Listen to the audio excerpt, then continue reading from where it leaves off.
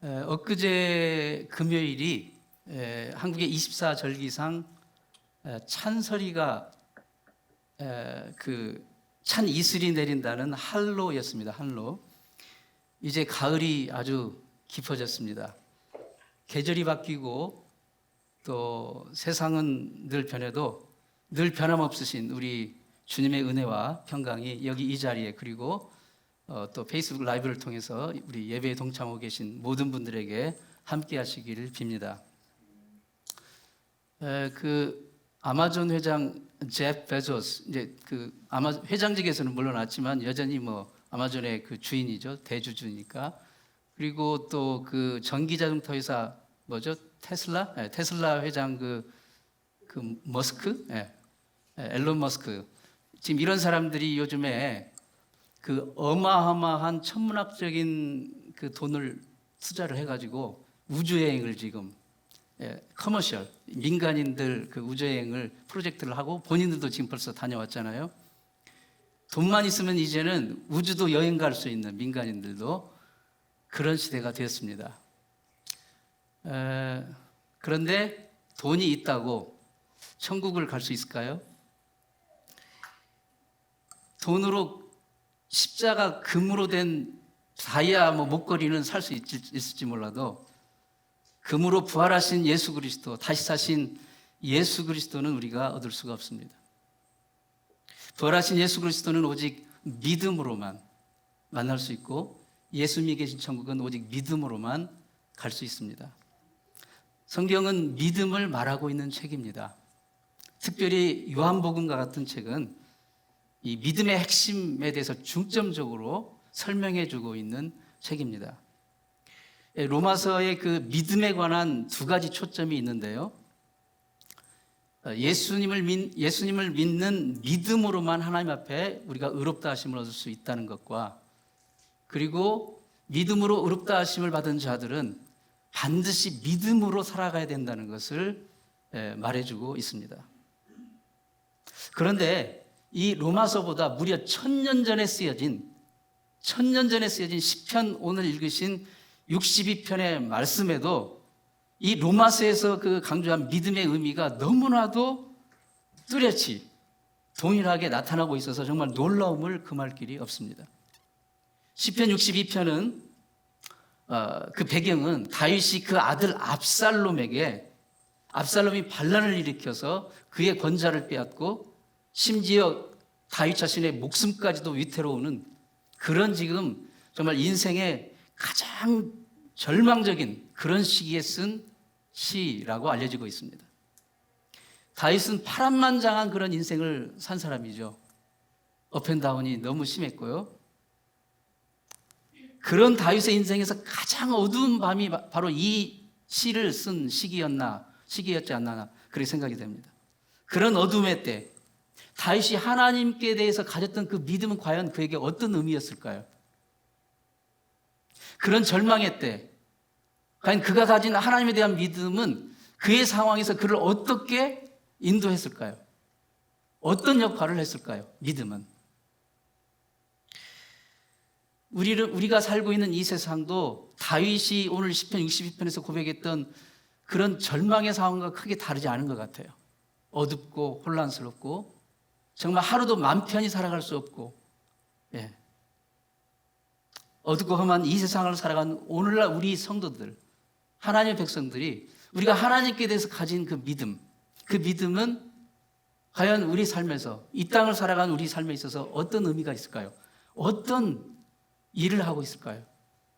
오늘 그 본문을 통해서 이 질문에 대해서 깊이 묵상해 보면서 오늘 아침 우리에게 말씀하신 하나님의 음성을 다 들을 수 있기를 축원합니다. 첫 번째로 믿음은 하나님 안에서만 구원의 소망을 갖는 것이라는 것을 우리가 알 수가 있습니다. 자기 몸에서 나온 아들조차도 자기를 죽이려고 추격해오는 이 세상, 그런 세상에서 다윗은 과연 누구를 믿고 누구를 의지할 수 있고 누구에게 자기의 이 곤경을 하소연할 수 있었을까요? 본문 1절에서 다윗은 나의 영혼아 잠잠히 하나님만 바라라. 그리고 또 2절에서 오직 저분만 나의 반석이시오 나의 구원이시오 나의 요새이시니. 그리고 또 5절에서 나의 영혼아 잠잠히 하나님만 바라라. 지금 제가 화면에 제시한 세 구절에서 공통적으로 강조되면서 반복되고 있는 특별한 표현이 있죠. 하나님만, 오직 저분만, 하나님만, God alone, He alone 만이 강조되고 있습니다. 우리는 하나님을 믿는다고 하면서도 하나님도 믿고 돈도 믿고 하나님도 믿고 세상도 믿고 하나님도 믿고 뭔가 능력 있는 사람도 믿고 말하자면 양다리 작전을 펼치고 있지는 않은지요. 어떤 성도가 밤에 꿈을 꿨어요. 절벽에서 떨어지는 꿈. 여러분도 어느 날 갑자기 막 푹 떨어지는 꿈 꾸시죠? 절벽에서 떨어지는 꿈을 꾸었어요.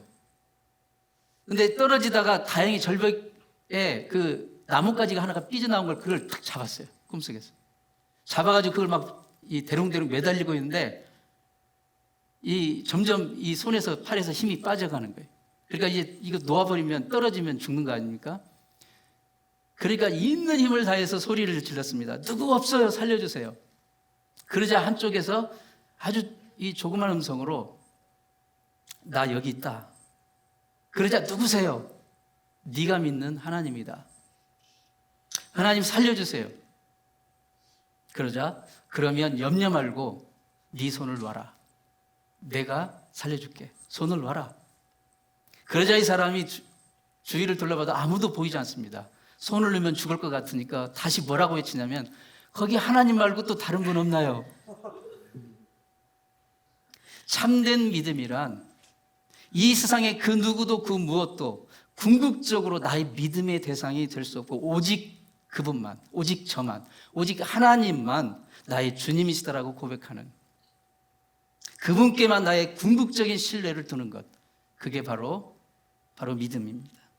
중세 격언에 여러분 그런 말씀 들어보셨을 거예요. 사람은 사랑의 대상이지 믿음의 대상은 아니다. 우리는 사람을 사랑해야 됩니다. 정말 열심히 노력해서 사랑해야 됩니다. 그러나 사람은 우리의 신뢰의 대상이 아닙니다. 믿음의 대상은 아닙니다. 우리가 궁극적으로 믿을 수 있는 분은 하나님뿐이라는 것을 우리가 인정해야 됩니다. 하나님은 이 진리를 가르쳐 주시기 위해서 때로는 우리가 붙들고 있는 그 나뭇가지, 허황된 믿음의 근거를 흔드실 때가 있어요. 그게 잘못됐다는 것을 알려주시기 위해서. 믿었던 친구가 나를 어느 날 갑자기 배신합니다. 그럴 줄 몰랐는데. 믿었던 직장이 어느 날 아침에 갑자기 나를 해고 통지서를 발행합니다. 그럴 줄 몰랐는데. 믿었던 주식이 하루아침에 폭락합니다. 오늘 본문 다윗처럼 심지어 자기 몸에서 나온 자식도 자기를 배신하고 등에 비수를 꽂습니다. 그런데요, 이 세상에서는 하나도 이상할 게 없어요. 그게 이 세상입니다. 바로 그것이 무엇을 보여줍니까? 우리가 궁극적으로 신뢰할 대상, 궁극적으로 믿을 수 있는 대상은 사람이 아니라는 것을 보여주는 거예요. 오직 그분, 하나님뿐이라는 것을 보여줍니다. 바로 이런 경우에 무엇을 어떻게 해야 됩니까?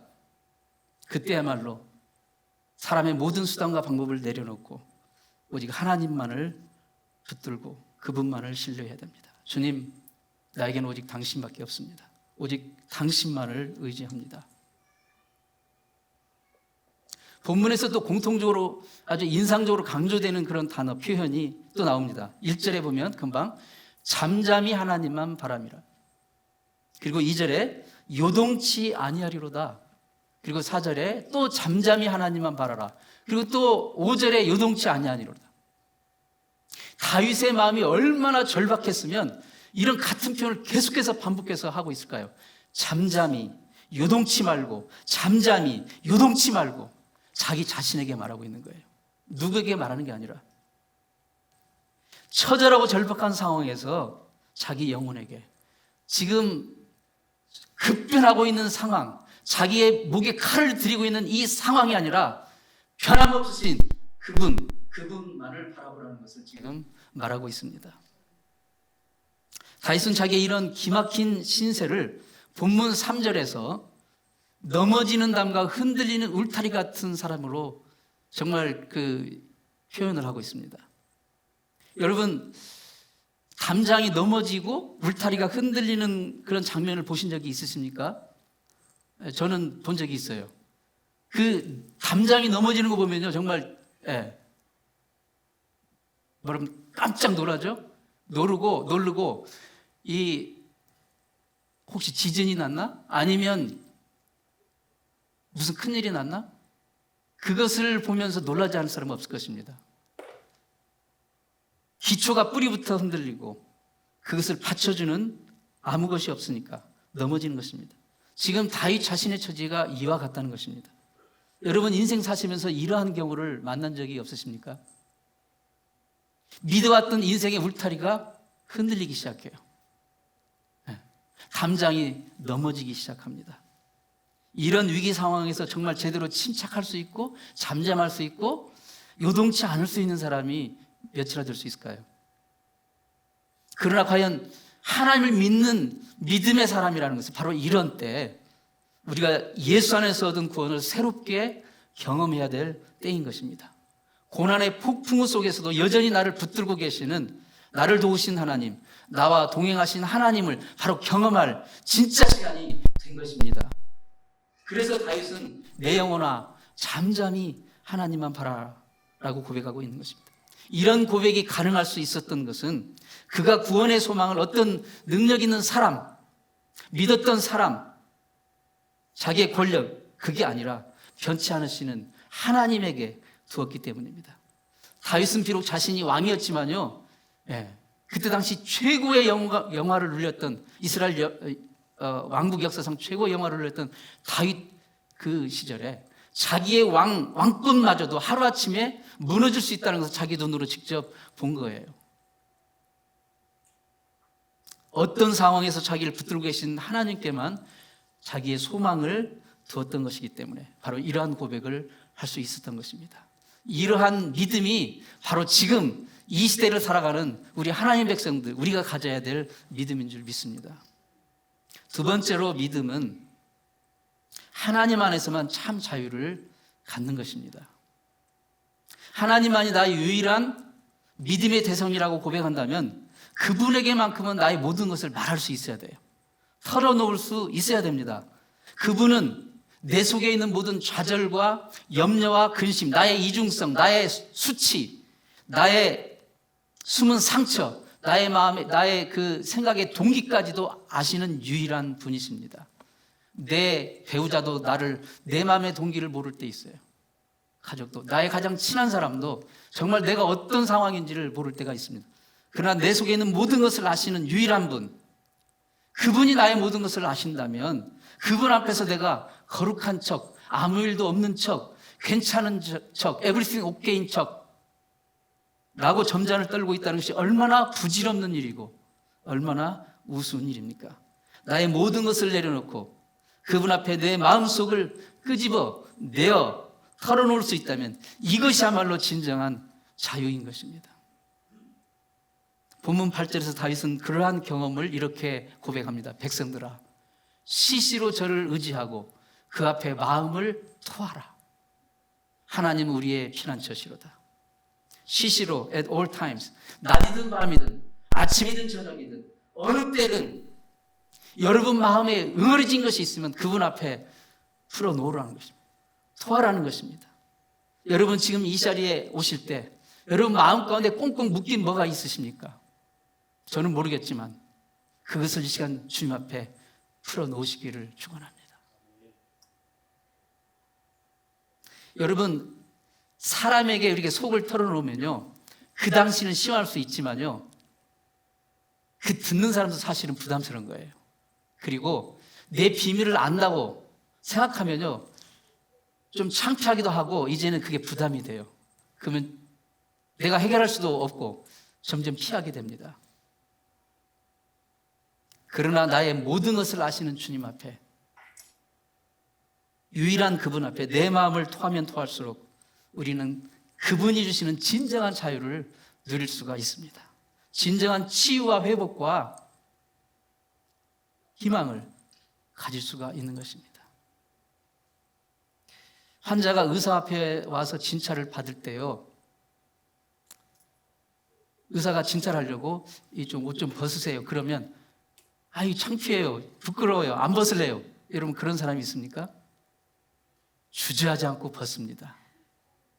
두말하지 않습니다. 그냥 벗으라면 벗고 입으라면 입고 뒤집으라면 뒤집고 시키는 대로 다 해요. 육신을 치유하는 의사 앞에서도 우리는 하라는 대로 다 해요. 그런데 육신과 영혼과 우리 인생 모든 것을 다 알고 계시고 모든 것을 주관하고 계신 그분 앞에 우리가 우리의 수치와 우리의 상처를 내놓지 못할 것이 뭐가 있습니까? 털어놓지 못할 것이 뭐가 있습니까? 진정한 치유와 회복과 자유는 이 세상 그 어디에도 찾을 수가 없고 오직 나를 지으시고 나를 아시고 나를 이끄시고 붙드시는 그분 안에서만 찾을 수가 있습니다. 그분께 우리의 마음을 털어놓을 때 여러분 이러한 자유를 누릴 수 있기를 바랍니다. 그게 이 정말 어두운 이 세상을 살아가는 성도가 가져야 될 믿음입니다. 세 번째로 믿음은 하나님 안에서만 참 인생의 가치를 발견하는 것입니다. 하나님을 내 삶의 근거요, 내 구원의 소망이 되신 분으로 믿는다면 인생을 보는 가치관의 근본적인 변화가 와야 됩니다. 예수님을 내 구세주로 만나기 전에는 인생의 가치관의 초점이 어디에 있었어요? 세상에 있었어요. 눈에 보이는 어떤 대단한 성취, 성공, 형통 이거에 있었어요. 그러나 예수님을 내 구주로 만난 후에로는 인생의 진정한 가치의 초점이 어디로 바뀌었습니까? 하나님으로 바뀐 거예요. 다윗은 본문 11절 12절에서 이렇게 고백합니다. 하나님이 한두 번 하신 말씀을 내가 들었나니 권능은 하나님께 속하였다 하셨도다. 주여 인자함도 주께 속하였사오니 주께서 각 사람이 행한 대로 갚으심이니이다. 이 세상의 모든 가치 있는 것은요, 힘과 그리고 사랑과 관련이 돼 있어요. 즉 힘과 사랑, 그것은 인생에서 꼭 우리가 필요한 것입니다. 이 두 가지는 잘 조화가 돼야 됩니다. 만일 사랑 없이 힘만 추구하게 되면 그 힘은 괴물이 될 수가 있어요. 무서운 폭탄이 될 수가 있습니다. 또 능력도 없이 사랑만 추구하게 되면 무능한 연민에 그칠 수가 있어요. 그런데 다윗은 권능도 사랑도 하나님께 속하였다고 고백하고 있습니다. 무엇입니까? 즉 우리에게 가장 필요한 힘과 그 사랑은 하나님 안에 다 있다는 것을 말하고 있습니다. 하나님이 진짜 능력의 근원이시고 사랑의 근원이시라는 것을 말하는 것입니다. 모든 가치의 근원이신 하나님을 만나서 그분의 사랑과 힘과 능력을 힘입어 살게 된다면 우리는 매일 그분을 우리 인생의 목적과 이유 그리고 가치 그분 안에서 발견하고 그분을 높여드리는 그런 삶을 살아야 되는 것입니다. 우리가 기도할 때 찬양할 때 이런 표현을 많이 쓰죠. 찬양과 영광 받으시기에 합당하신 분, 오늘도 찬양했잖아요. 아까도 찬양과 영광 받으시기에 합당하신 분, 그 합당하다 그런 표현은요, worthy, 가치 있다라는 그런 표현이에요. 가치 있다. 즉 우리가 섬기는 하나님은 우리의 예배와 찬양과 감사를 받으실 가치가 있으신 분이다라는 것이에요.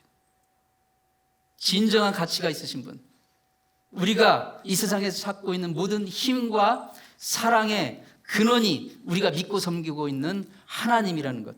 그러므로 우리의 인생의 참 가치를 하나님께 두지 않고 이 세상 다른 어떤 것에서 찾고자 한다면 그 사람은 아직도 하나님을 진정으로 인격적으로 만나지 못한 것입니다. 가지를 붙들고 있다가 놔라 내가 너를 살려줄게 했을 때 보이지 않으니까 하나님 말고 다른 거 없나요?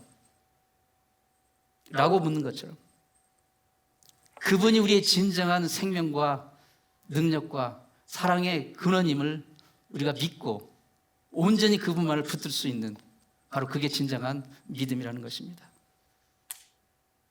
아직도 하나님 아닌 다른 것에서 그러한 것을 찾고자 한다면 바로 그런 어리석은 인생을 향해서 다윗은 오늘 10절에서 이렇게 경고를 주고 있습니다. 포악을 의지하지 말며 탈취한 것으로 험하여지지 말며 재물이 들어도 거기에 치심치 말지어다. 세상은 재물의 가치를 둬요. worthy. 성공의 가치를 둡니다. 명예와 인기의 가치를 두고 거기에 관심을 기울입니다. 거기에 에너지를 쏟습니다. 그러나 본문은 그런 데에 마음 뺏기지 말라고 하는 것입니다. 왜냐하면 그것은 아침 이슬처럼 허무하게 우리 곁을 떠날 수밖에 없는 것이기 때문에. 사랑하는 성도 여러분, 우리는 지금 예수를 믿는다고 고백하는 사람들입니다. 예수를 믿는다는 믿음이 과연 정말 어디에 있습니까? 인생의 어려움을 만났을 때 여러분이 갖고 계신 그 믿음은 무슨 역할을 하고 있나요? 그 믿음이 여러분의 삶에서 어떤 일을 하고 있습니까? 저는 여러분이 예수 믿는 그 믿음이 그저 장식품 혹은 고상한 타이틀로 그치지 않기를 바랍니다. 실제 삶의 현장에서 오늘 다윗처럼 인생의 치열한 어둠의 상황에서 오히려 빛을 발하고 생명을 발하고 능력을 발하는 강력한 승리의 발판이 되기를 축원합니다. 여러분의 믿음은 하나님 안에서 진정한 인생의 가치를 발견하는 바로 그 믿음이어야 됩니다. 5 손가락이 서로 다툽니다. 서로 자랑하고 뽐을 냅니다. 첫째 손가락이 뽐내면 이렇게 말합니다. 내가 엄지야, 내가 최고야. 둘째 손가락이 말합니다. 뭘 가리킬 때 나 없으면 안 되는 거 너희들 알지? 셋째 손가락이 말합니다. 야, 너희들 키를 한번 재보자. 내가 제일로 커. 넷째 손가락이 말합니다. 엄숙하게 얘기해요. 야, 약혼식이나 결혼식 할 때 정말 중요한 인생에 서약할 때, 약속할 때 네 손가락 없으면 안 되는 거 알지? 그러면서 이 네 손가락들이 깽기 손가락, 새끼 손가락은 아무것도 자랑할 것이 없는 줄로 생각을 했어요. 그런데 이 새끼 손가락이 딱 나서면서 이렇게 말합니다. 야, 너희들 나 없어봐. 나 없으면 손가락 하나 없는 병신 소리 들어. 여러분, 세상에서 겉으로 거창하고 대단하고 막 화려하고 귀하다고 보이는 것을 아무리 많이 가졌어도요, 하나님 안에서 진정한 인생의 가치를 발견하지 못한 인생이라면 험한 인생인 거예요.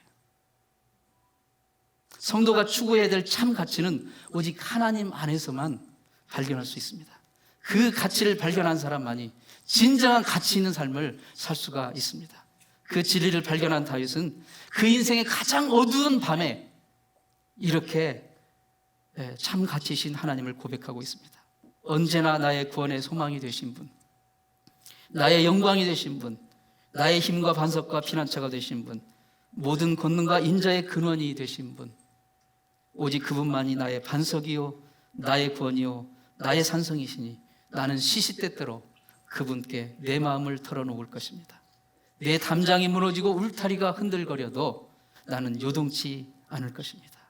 이 믿음의 노래를 힘차게 부르며 승리하는 복된 한 주간 되시길 진심으로 축원합니다.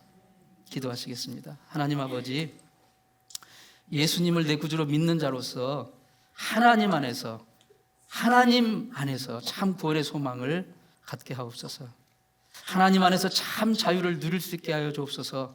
하나님 안에서 인생의 참 가치를 발견하는 진정한 믿음의 소유자가 다 되게 도와 주시옵소서. 예수님의 이름으로 기도드리옵나이다. 아멘.